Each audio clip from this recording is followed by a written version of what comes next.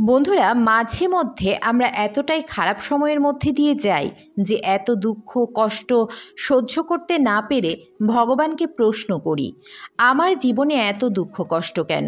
আমি তো কারোর কোনো ক্ষতি করিনি, তাও কেন ভগবান আমায় এত দুঃখ কষ্ট দিচ্ছ? আমি তোমায় কত ডাকি, প্রার্থনা করি, তাও তুমি কেন আমার দুঃখ কষ্ট দূর করো না? এরকম কত মানুষ আছে যারা লোকের ক্ষতি করে, লোককে ঠকায়, কিন্তু তারা কত সুখে শান্তিতে আছে।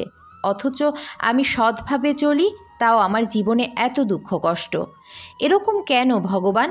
বন্ধুরা, এই প্রশ্নগুলো আসাটা অস্বাভাবিক কিছু না।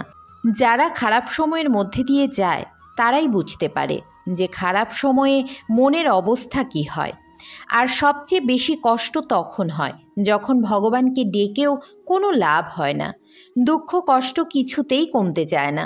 ভগবানকে ডেকে ফল না পেয়ে অনেকেরই ভগবানের ওপর থেকে বিশ্বাস উঠে যায়। সত্যি এরকম দেখা যায় যে একজন ভালো মানুষ, সৎ মানুষ, তার জীবনে দুঃখ কষ্টের কোনো শেষ নেই। অথচ একজন অসৎ ও খারাপ মানুষ, তার জীবনে সুখ আর সুখ। এরকমটা কেন হয়? এই প্রশ্নটা স্বামী বিবেকানন্দ করেছিলেন শ্রীরামকৃষ্ণদেবকে, এবং শ্রীরামকৃষ্ণদেব এর উত্তরে কি বলেন সেটাই আমি আজ এই ভিডিওতে বলেছি।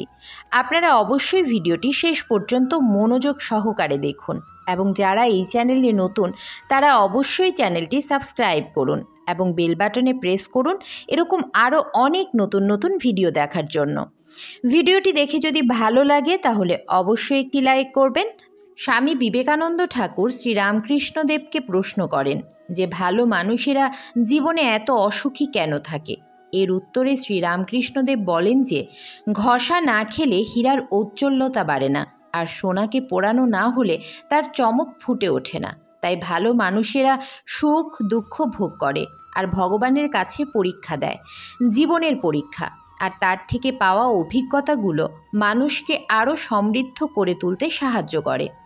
তখন স্বামীজি আবার প্রশ্ন করেন, তার মানে আপনি বলতে চাইছেন যে এই অভিজ্ঞতাগুলো ভালো? শ্রীরামকৃষ্ণদেব উত্তরে বলেন, হ্যাঁ, এই অভিজ্ঞতাগুলো আসলে জীবনের শিক্ষকের মতো। জীবন তোমাকে প্রথমে একটা পরীক্ষা নেয় এবং তারপর তার থেকে তোমাকে একটা শিক্ষা দিয়ে যায়। তখন স্বামী বিবেকানন্দ বলেন যে এত বিপদ, এত দুঃখ কষ্টের মধ্যে নিজেকে সামলে রাখা ভীষণই কঠিন। শ্রীরামকৃষ্ণদেব জবাব দিলেন যে আমাদের চোখ কেবল দৃশ্যটা দেখে, মন আমাদের রাস্তা খুঁজে পেতে সাহায্য করে। তাই নিজের অন্তরটাকে ভালোভাবে বোঝার চেষ্টা করো। সমস্যার সমাধান বাইরে থেকে নয়, তুমি তোমার ভিতর থেকেই পাবে। স্বামীজি তখন আবার প্রশ্ন করেন, ব্যর্থতা কি মানুষকে দুঃখ দেয় না? শ্রীরামকৃষ্ণদেব এর উত্তরে বলেন, সাফল্য কিংবা ব্যর্থতা সেটা তো বাকি লোকেরা দেখে, মানুষ তো কেবল দেখে নিজের সন্তুষ্টি। তারপর স্বামীজি এমন একটা প্রশ্ন করেন যে প্রশ্নটা আমরা প্রায়ই করে থাকি। স্বামীজি জিজ্ঞাসা করেন যে আমরা সব সময় কিভাবে অনুপ্রাণিত এবং মোটিভেটেড থাকতে পারি। শ্রীরামকৃষ্ণদেব উত্তরে বলেন যে তুমি এটা দেখো তুমি কতটা পথ চলে এসেছো, এটা দেখো না যে তোমাকে কতটা পথ এখনও যেতে হবে। ভগবান তোমাকে যা দিয়েছে, তোমার কাছে যা কিছু আছে, দৃষ্টিটা সেই দিকে রাখো। যা কিছু পাওনি, যা তোমার কাছে নেই, তার জন্য কষ্ট পেও না। শ্রীরামকৃষ্ণদেব আরও বললেন, আমাকে একটা জিনিস খুব অবাক করে, মানুষ সমস্যায় পড়লে প্রশ্ন করে আমি কেন, কিন্তু যখন কোনো নতুন আনন্দে মেতে ওঠে তখন প্রশ্ন করে না যে আমি কেন। তাই বন্ধুরা, জীবনে যখন দুঃখ কষ্টের মধ্যে দিয়ে যাবেন তখন শ্রীরামকৃষ্ণদেবের এই কথাটি সব সময় মাথায় রাখবেন যে কোনো রকম দুঃখ প্রকাশ ছাড়াই অতীতকে মেনে নাও।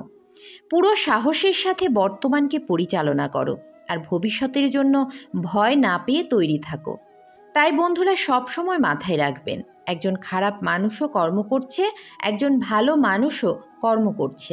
পার্থক্য এটাই যে একজন খারাপ মানুষ খারাপ কর্ম করছে আর একজন ভালো মানুষ ভালো কর্ম করছে। আর এই মিল এটাই যে দুজনেই বর্তমানে কর্মটা করছে, যার ফল দুজনকেই পেতে হবে ভবিষ্যতে।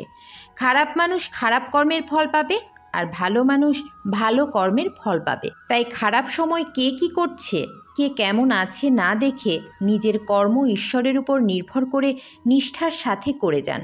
শ্রী ভগবানের একটা কথা সব সময় মাথায় রাখবেন, যে জিনিস শুরুতে অমৃত তুল্য লাগে সেই জিনিসই পরে বিষ তুল্য মনে হতে শুরু করে, এবং যে জিনিস শুরুতে বিষ তুল্য লাগে সেই জিনিসই পরে অমৃত তুল্য লাগতে শুরু করে।